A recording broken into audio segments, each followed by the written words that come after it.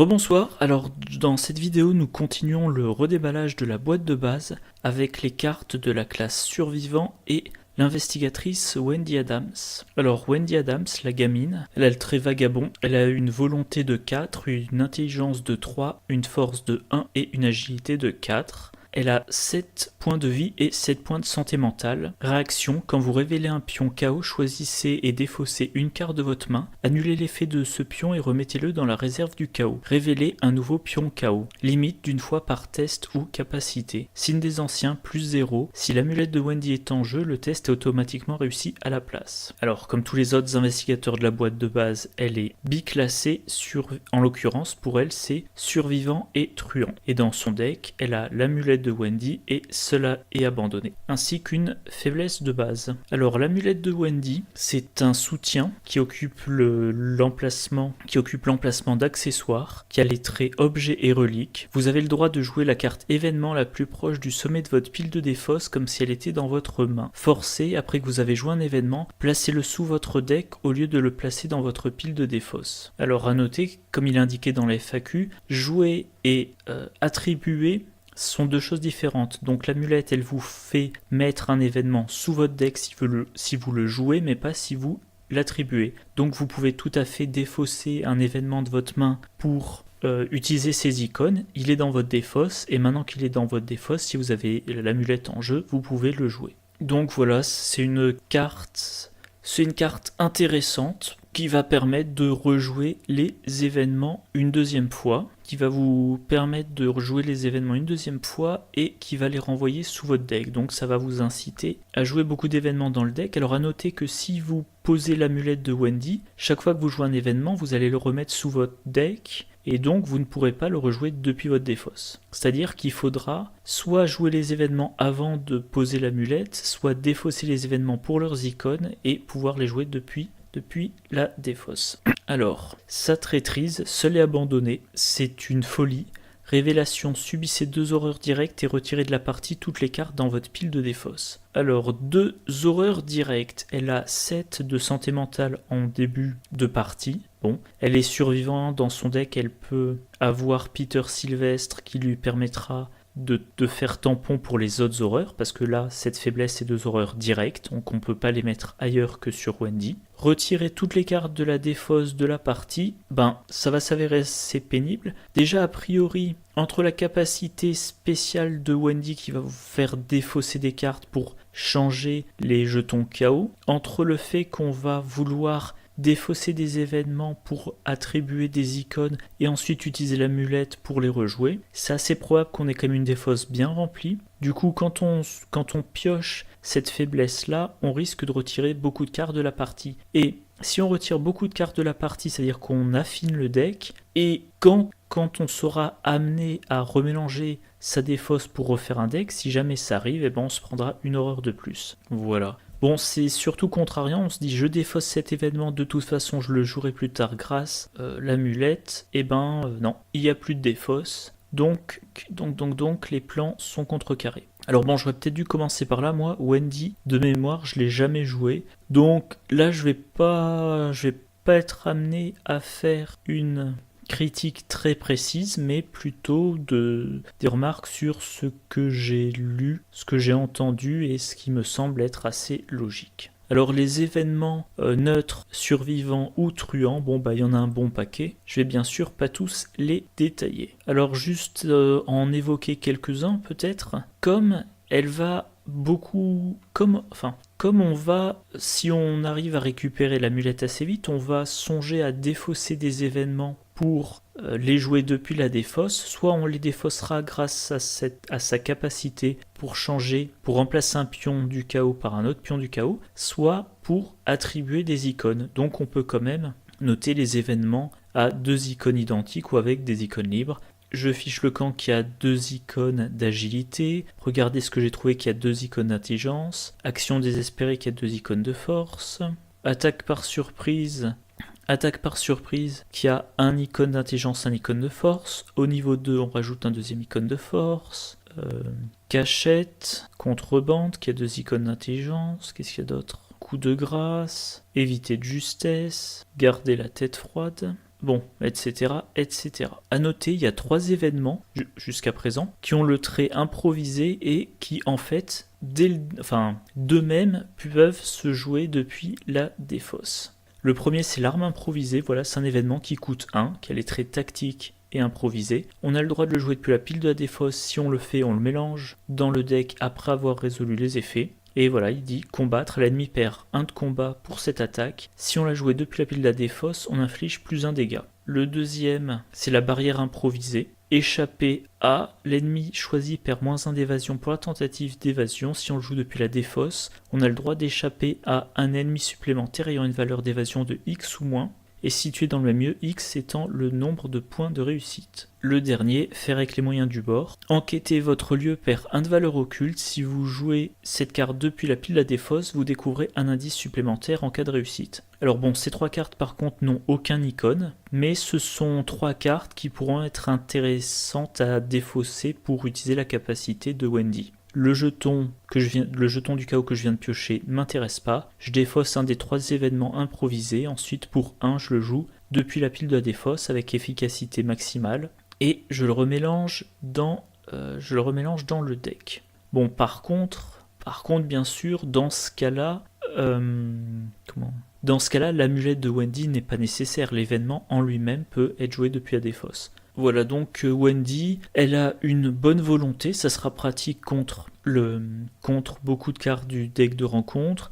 Elle a une intelligence moyenne, elle a une bonne agilité, par contre elle est nulle en combat. Il faudra trouver d'autres choses, soit combattre avec l'agilité, soit une arme qui apporte de bons bonus de force, comme la hache d'incendie. Éventuellement, toujours s'enfuir ou prévoir de défausser défausser une carte à chaque action de combat pour à chaque fois refaire des tentatives.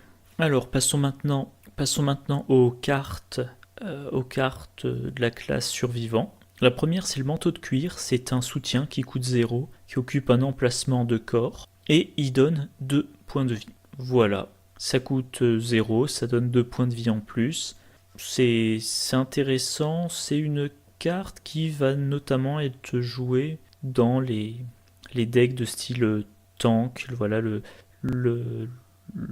l'investigateur qui est là pour encaisser tous les dégâts. Avec Wendy Adams, je sais pas trop, elle a déjà 7 points de vie. Elle va sûrement vouloir jouer beaucoup d'événements et elle va éviter les combats qui s'éternisent vu qu'elle a qu'une force de 1. Comme elle a à côté de ça une agilité de 4, elle va plutôt chercher l'évasion. Carte suivante, récup, un soutien qui coûte 1, un talent, qui a le trait talent. Réaction, après que vous avez réussi à enquêter avec une différence de 2 ou plus, inclinez récup, choisissez une carte objet dans votre pile de défausse et ajoutez-la à votre main. C'est intéressant, c'est de la récursion, mais il va falloir bien évidemment réussir des enquêtes. Va falloir réussir des enquêtes pour récupérer des objets qui sont dans la pile de défausse. Donc si vous avez par exemple utilisé complètement une lampe torche, et que vous avez en jeu un autre soutien qui occupe un emplacement de main, vous jouez quelque chose depuis votre main qui vous fait défausser votre lampe torche, vous réussissez une enquête avec une différence de 2 ou plus, vous récupérez votre haute lampe torche dans la main et vous la poserez par la suite. Sinon, un bon usage, c'est avec le manteau de cuir qu'on a vu juste avant. Le manteau de cuir, il encaisse les dégâts. À un moment donné, il est vaincu, il se retrouve dans la défausse, on le récup, il vient dans la main, comme il coûte 0, on le pose gratuitement, ça coûte seulement une action, et comme ça, on peut encaisser beaucoup. Alors bien évidemment, plus votre investigateur est bon en enquête, plus c'est intéressant, peut-être par exemple avec un deck Mintifan. Alors la batte de baseball, c'est un soutien qui coûte 2, qui occupe les 2 mains, c'est un objet, une arme de corps à corps. Pour une action combattre, vous gagnez plus de en force pour cette attaque inflige plus 1 dégât. Si un symbole crâne ou échec automatique est révélé lors de cette attaque, défaussez la batte de baseball après la résolution de l'attaque. Alors, plus 2 de combat, ça inflige plus 1 dégât, mais si vous piochez le mauvais jeton, vous la défaussez, vous retrouvez sans arme. éventuellement vous retrouvez sans arme au milieu d'un combat. Et comme ça prend les 2 mains, eh ben vous pouvez pas cumuler avec un objet qui vous sert à enquêter, comme par exemple la lampe torche ou les outils de crochetage, dans le cas de Wendy qui est biclassé truand. Voilà. Bon, moi c'est pas une arme que je trouve très bonne. Patte de lapin, c'est un soutien qui coûte 1, qui occupe un emplacement d'accessoires, objet, charme. Après que vous avez échoué un test de compétence, inclinez la patte de lapin, piochez une carte. Alors ça c'est une des cartes qu'on a en survivant qui ont un effet positif si vous échouez. Certaines cartes c'est si vous échouez, d'autres c'est si vous échouez de peu. Bon ben là en l'occurrence, vous avez raté un test, vous piochez une carte et vous espérez que la carte que vous piochez vous aidera à réussir ce test-là ou un autre la prochaine fois. Alors ça peut être intéressant dans un deck, notamment Calvin Wright. Au début d'un scénario, surtout en début de campagne, il est très faible. Du coup, il va rater des tests de compétences et ça va lui permettre de piocher les cartes dont il a besoin. Une remarque là dans la FAQ, si on pioche une carte et qu'elle a la même condition d'activation, on peut la jouer pendant la même fenêtre de réaction. Il donne l'exemple de regarder ce que j'ai trouvé. Vous faites une enquête, vous ratez l'enquête, vous inclinez la patte de lapin, vous piochez une carte, cette carte c'est regarder ce que j'ai trouvé. Vous pouvez, non je vais la mettre la carte, et ben vous pouvez immédiatement jouer regarder ce que j'ai trouvé, vu que c'est une carte rapide et que là vous venez de rater un test, et ça va vous permettre de découvrir 2 indices. Donc vous êtes dans un lieu où il y a un ou plusieurs indices, vous faites une enquête, vous la ratez avec 2 ou moins, comme vous avez raté s'active patte de lapin, vous piochez regardez ce que j'ai trouvé, et vous dites, bon bah je viens de rater un test d'investigation avec une différence de 2 ou moins, je joue regarder ce que j'ai trouvé et je prends 2 indices dans le lieu. Voilà. Alors dans le renouveau de la nuit de la zélatrice, il y a une patte de lapin de niveau 3. La différence c'est qu'on cherche une carte parmi les X cartes du dessus du deck, et X c'est le nombre de points manquants pour réussir le test. Donc c'est un tuteur. Plus on réussit fortement, enfin plus il manquait de points pour réussir le test, plus on cherche loin la carte qu'il nous faut. Donc c'est intéressant et c'est encore plus approprié pour Calvin. Et même si, que je dise pas de bêtises, si on rate de 1, du plus petit écart, là c'est comme la patte de lapin de niveau 0. Parce que X, ça va être 1. Donc on pioche, on choisit une carte parmi une et on la pioche. Mais à partir du moment où vous ratez avec une différence de 2 ou plus, eh ben vous évitez de piocher votre faiblesse si la faiblesse c'était la carte du dessus de votre deck. Alors voilà, donc c'est mieux, c'est assez logique, hein, c'est mieux que la carte de niveau 0, mais je sais pas à partir de quand je vais accepter de payer 3 points d'expérience pour une carte parmi X au lieu de simplement une carte. Parce que c'est bien, mais quand même les tests, moi... et tous les joueurs d'ailleurs, les tests, je prévois de les réussir. Donc, c'est une carte, je veux pas qu'elle s'active trop fréquemment. C'est comme une carte dont je parlerai dans très longtemps. Essayez et réessayez. Il y a une version de niveau 3 qui marche un nombre illimité de fois. Une version de niveau 1 qui marche que 3 fois. 3 charges, donc 3 utilisations suite à un échec, un test. J'espère bien que sur une partie, je vais pas rater plus de 4 fois un test. Voilà. Alors, chat errant. C'est un soutien qui coûte 1, qui occupe un emplacement d'allié, trait allié créature, réaction, action rapide. Défausser le chat errant, échapper automatiquement à un ennemi non élite dans votre lieu. Il a 1 point de santé. Alors, c'est pratique, ça coûte 1, ça a usage unique, mais voilà, pour 1, c'est une évasion automatique sans test contre un ennemi non élite. FAQ, on peut l'utiliser pour s'évader d'un ennemi avec lequel on n'est pas engagé. Donc, 1, ça fait s'évader. Comme on s'est évadé, l'ennemi est incliné et ça va permettre... déjà, ça permet d'activer tout ce qui est lié aux évasions, comme vol à la tire en truand. Et l'ennemi étant incliné, ça va activer toutes les cartes qui ont comme condition un ennemi incliné ou un ennemi non engagé que vous. Une fois de plus, il me semble que c'est essentiellement des cartes truands. Mais pour Wendy, ça va être pratique. Elle joue le chat errant, elle entre dans un lieu, l'ennemi non élite l'engage, elle défausse le chat errant, l'ennemi est désengagé, enfin, elle échappe automatiquement à l'ennemi, donc l'ennemi est engagé et elle joue un, j'oublie toujours le nom, backstab, ça doit être attaque par derrière. Elle joue attaque par derrière, elle lui fait 2 dégâts, et dans tout ça, elle n'a pas eu besoin de test.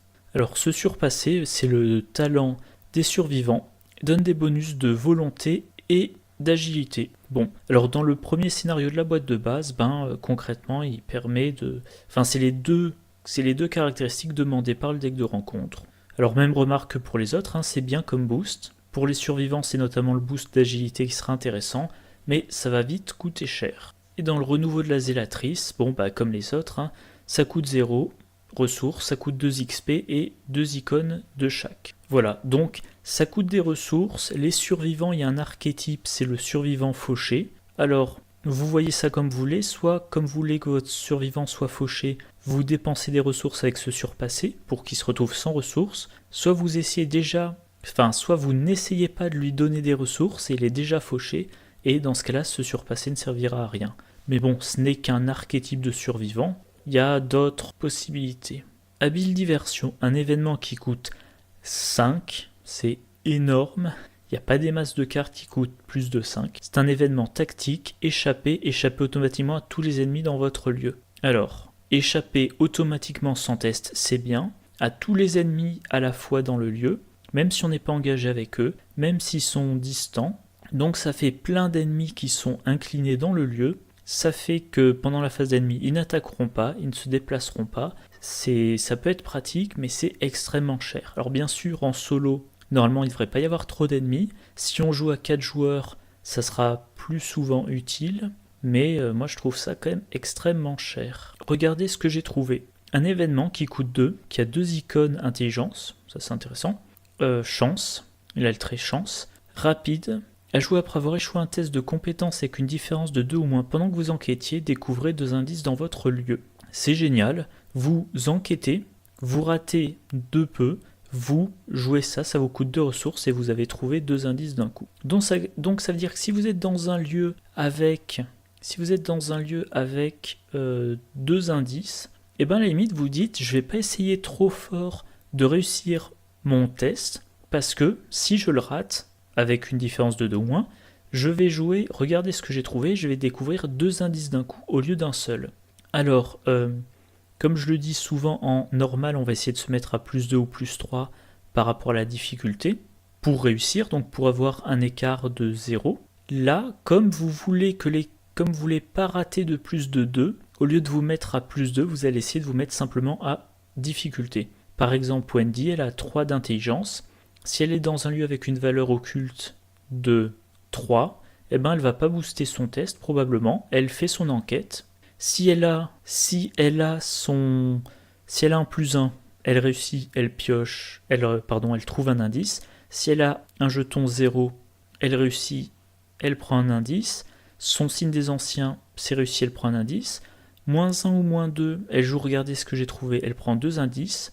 Moins 3, c'est raté. Moins 4, c'est raté. Et bien sûr, échec automatique, c'est raté. Et les jetons spéciaux, faut voir quel est leur malus. Mais ça veut dire que dans un scénario de début de campagne, si c'est pas trop méchant, les jetons négatifs spéciaux donnent pas un malus supérieur, un malus plus important que le moins 2, ça veut dire qu'il va y avoir peut-être 3 jetons, 4 jetons sur 16 qui vont l'empêcher de trouver 1 ou 2 indices. Donc c'est très bon. Et éventuellement, c'est 2 icônes d'intelligence. Alors, à noter que ça le trait chance, donc Rex Murphy ne peut pas l'utiliser. Bon, de toute façon, lui, il enquête très bien tout seul. Et comme c'est un événement, Wendy Adams voudra sûrement le réutiliser. Et là, justement, comme il y a 2 icônes d'intelligence, elle fait une première enquête, évidemment si elle a l'amulette, elle fait une première enquête, elle se donne plus 2 en assignant cette carte-là, et ensuite elle peut la jouer depuis sa défausse. Alors, chanceux, un événement qui coûte 1, qui a le trait chance, rapide à jouer quand vous devriez échouer à un test de compétence, gagner plus 2 à votre valeur de compétence pour ce test. Bon, un peu la même remarque que pour regarder ce que j'ai trouvé. vous essayez en général de vous mettre à plus 2 ou plus 3 par rapport à la difficulté du test. Si vous avez chanceux en main et que vous avez une ressource pour le jouer, et bien au lieu de vous mettre à plus 2, plus 3, vous mettez à plus 0 ou plus 1. Donc c'est de l'économie d'investissement. Vous n'allez pas dépenser des ressources pour vous donner des plus 1. Vous n'allez peut-être pas attribuer un test de compétence et vous le gardez en main jusqu'à ce que vous en ayez besoin. Donc difficulté de 3, prenons un cas où... je prends l'exemple de Wendy vu que c'est l'investigatrice de la boîte. Wendy veut échapper à un ennemi qui a une agilité de 3. Elle, de base, elle a 4. Elle fait son test. Si elle a moins 1, plus 0 ou plus 1, c'est réussi. Si elle a moins 2, ou moins 3, elle joue chanceux, donc elle passe à 6. 6 moins 3, 3, c'est encore réussi, et elle ne échoue que sur moins 4 ou moins 5 ou échec automatique. Et donc, tant qu'on n'a pas besoin de l'utiliser, on s'économise. Donc c'est une excellente carte. Au niveau 2, c'est pareil, sauf qu'en plus, on va piocher une carte. Donc vous le gardez en main le plus longtemps possible. Quand vous en avez besoin, vous jouez la carte et vous repiochez une carte dans votre main qui, on l'espère, va vous permettre de réussir vos prochains tests. Donc le niveau 2 est très bien, mais moi je pense que le niveau 0 suffit. Instinct de survie. Alors là, il faudrait vérifier parce que j'ai entendu parler d'une FAQ, d'un errata. Je ne sais pas exactement en quoi il consiste, donc il faudrait vérifier. Compétence, innée, un icône d'agilité. Si ce test de compétence est réussi lors d'une tentative d'évasion, l'investigateur qui s'échappe a le droit de se désengager immédiatement de chaque autre ennemi engagé avec lui. Il a également le droit de se déplacer vers un lieu connexe. Donc, plusieurs ennemis dans votre lieu. Vous en choisissez un auquel vous l'échappez, celui pour lequel c'est le plus simple. Si vous réussissez, vous lui échappez, donc il est incliné. Là, vous vous désengagez de tous les autres ennemis, donc vous n'êtes plus engagé avec eux, mais ils ne sont pas inclinés. Puis vous vous déplacez. Alors, tous ceux qui ne sont pas chasseurs, ils ne se déplacent pas, du coup, vous n'avez plus à vous en soucier. Ceux qui sont chasseurs pendant la phase d'ennemi vont se déplacer, entrer dans votre lieu et vous réengager. Mais d'un coup, vous avez... En un seul test d'évasion, vous êtes désengagé de plusieurs ennemis, et pour peu que vous fassiez une action de mouvement dans la suite, vous mettez hors de portée des chasseurs. Donc c'est une très bonne compétence pour un survivant qui n'envisage pas de combattre, sauf en dernier recours. Alors à noter, possibilité de se désengager de chaque autre ennemi, c'est du tout ou rien. Soit on se désengage de tous, soit on ne se désengage d'aucun. Ok. Alors dans le pack aux frontières du visible, il y a le niveau 2. Vous rajoutez un icône d'agilité et au lieu de se désengager, on échappe à tous. Donc tous les ennemis sont inclinés. Donc pendant la phase d'ennemi, aucun ne peut bouger ou attaquer. Et c'est seulement ensuite, pendant la phase d'entretien, qui se redresse. Comme la carte vous a permis de sortir, éventuellement sur votre dernière action, vous faites une évasion. Si vous réussissez, hop, vous leur avez échappé à tous.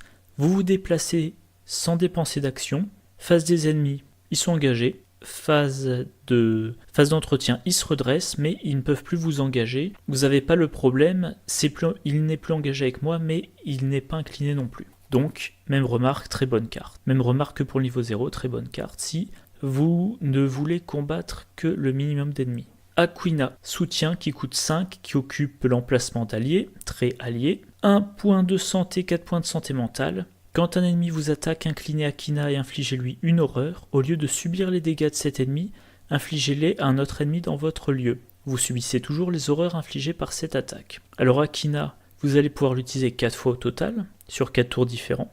Et ça va vous permettre de rediriger les dégâts, mais pas les horreurs, les dégâts de l'ennemi A sur l'ennemi B. Ça veut dire qu'il faut que les deux soient dans votre lieu. Il faut que vous laissiez un des deux vous attaquer, sachant que vous allez quand même subir les horreurs. Moi je trouve que c'est beaucoup trop compliqué à mettre en place. Déjà elle coûte 5, il faut qu'on ait 2 ennemis dans le lieu, il faut qu'il y ait un ennemi qui soit en mesure d'attaquer, il faut qu'on n'ait pas trop de crainte de la valeur d'horreur de l'ennemi. À la limite on inflige les dégâts à Aquina, mais ça fait quand même beaucoup de conditions. En solo, je pense que c'est c'est grotesque parce qu'on n'aura pas 2 ennemis dans le lieu, sinon c'est qu'on est vraiment mal barré, qu'on a super mal joué. Et même en multi, bof. On peut seulement noter que ça concerne pas que les ennemis non élites, donc éventuellement, si dans votre lieu il y a un ennemi élite qui inflige beaucoup de dégâts et qu'il y a un ennemi non élite, ça peut être un moyen de s'en débarrasser. Mais si votre ennemi est élite, c'est quand même probable qu'il inflige aussi beaucoup d'horreur. Dans le pack Perdu dans le temps et l'espace, Akina de niveau 3, elle coûte une ressource de moins. Quand un ennemi vous attaque, inclinez Akina et infligez-lui une horreur. Au lieu de subir les dégâts de cet ennemi, infligez-les à n'importe quel ennemi dans votre lieu. Vous subissez toujours les horreurs. Donc là, s'il n'y a qu'un seul ennemi, on peut décider qu'il s'auto-inflige les dégâts. C'est déjà...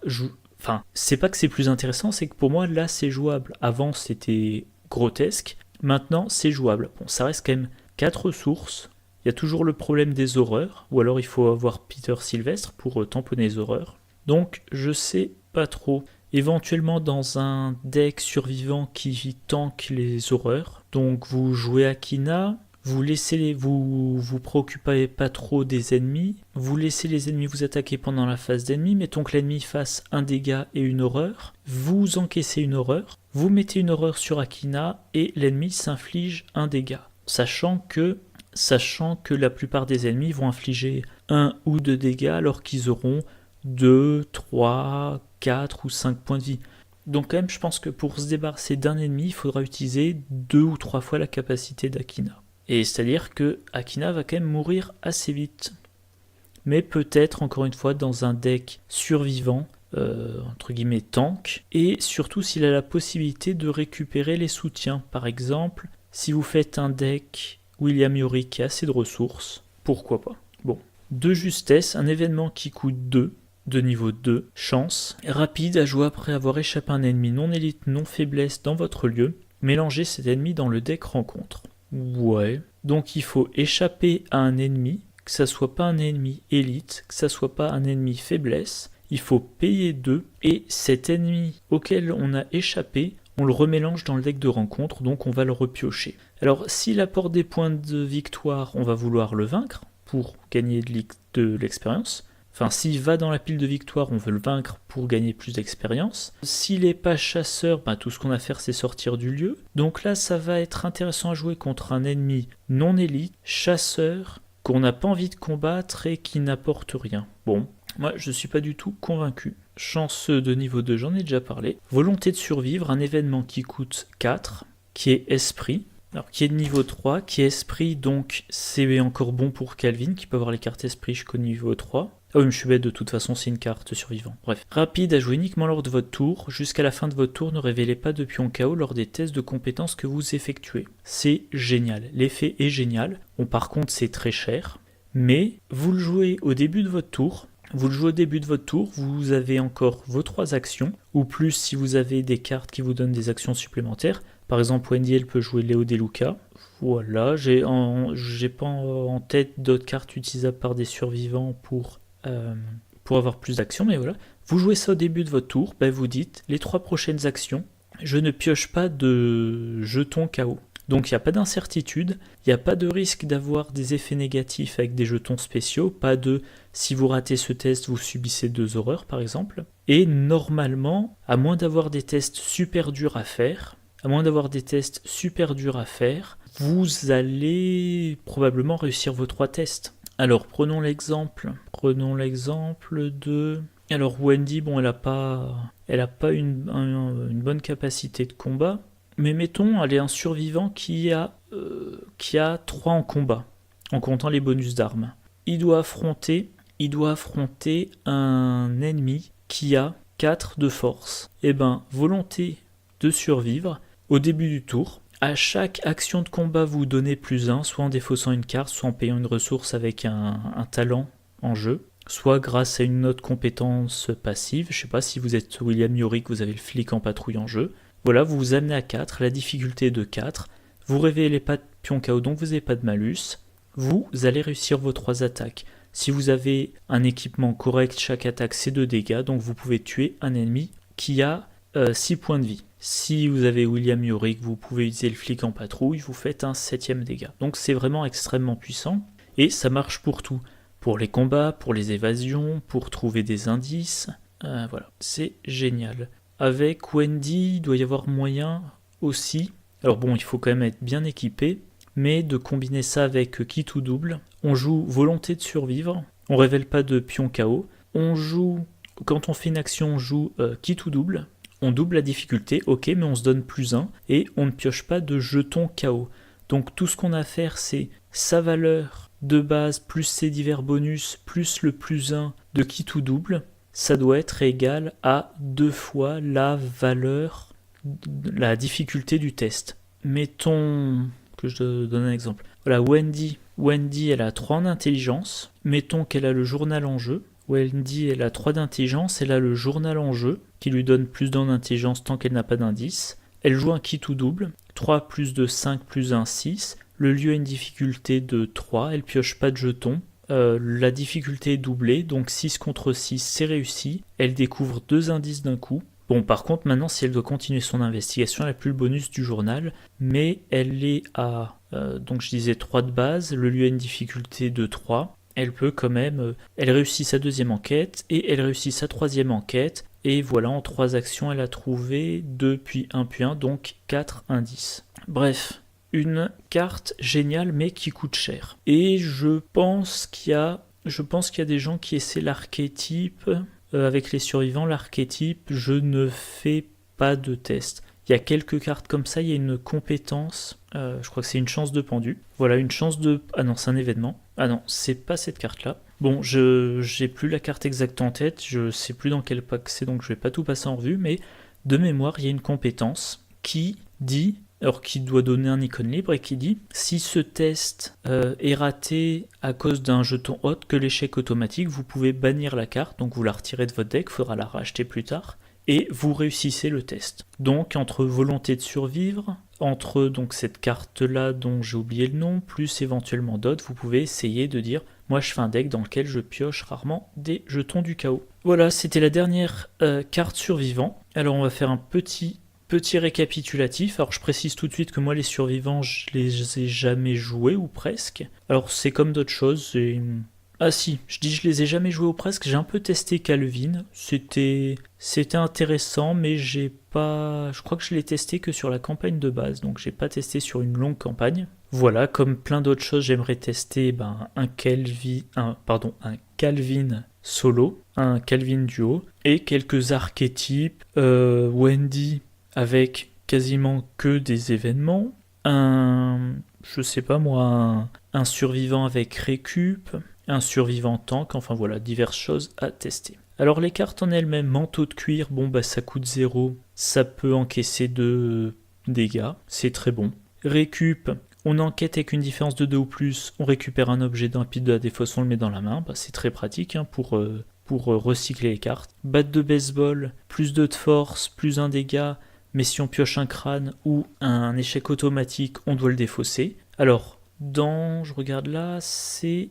À ce stade-là du jeu, c'était la seule arme survivant. Mais dès qu'est sorti la hache d'incendie, moi je trouve que la batte de baseball, elle est à oublier. Bon, ok, elle donne plus 2 de force, donc plus que la majorité des armes, mais c'est quand même pas génial. Patte de lapin, c'est super. On échoue un test de compétence, on pioche une carte qui servira plus tard à réussir un autre test. Voilà. Chat errant, ça coûte 1, on échappe une fois automatiquement un ennemi non élite. C'est très bien, mais bien sûr, ça entre en concurrence avec tous les autres alliés. Se surpasser, c'est le talent du survivant. Habile diversion, échappe automatiquement à tous les ennemis dans le lieu, c'est extrêmement puissant, mais 5, c'est extrêmement cher. Regardez ce que j'ai trouvé, c'est génial. On prend pas forcément la peine de consacrer beaucoup de ressources. Quand je dis ressources, que ce soit des jetons ressources ou des compétences ou de l'attribution de cartes depuis la main. Et on peut trouver 2 indices si on rate de peu. Donc on est dans une situation où si on rate de peu, c'est mieux que si on réussit. Chanceux,